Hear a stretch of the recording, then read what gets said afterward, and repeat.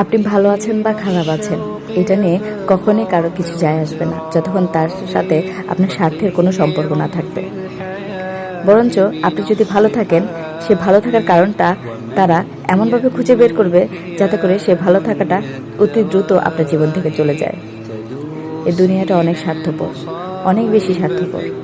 মাঝে মাঝে তো বাবা মাকেও চেনা যায় না যে সে কি আমার আসলে বাবা মা। আর সেক্ষেত্রে মানুষকে আমরা কিভাবে এত দ্রুত চিনব বলেন? কাছের মানুষগুলোই তো অতি নিকটবর্তী হয়ে কষ্ট দেয়, আর সেখানে দূরের মানুষ কষ্ট দিলে আমরা সহ্য করতে পারি না। এগুলো মেনে নেওয়া উচিত, একদম মেনে নেওয়া উচিত। মন খারাপ, কান্নাকাটি এগুলো করে কি হবে বলেন? যে পাশে থাকবে, যে কাছে থাকবে, সে অলওয়েজ থাকবে।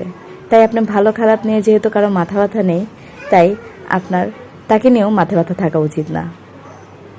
এই পৃথিবীতে এসেছি ক্ষণিকের জন্য।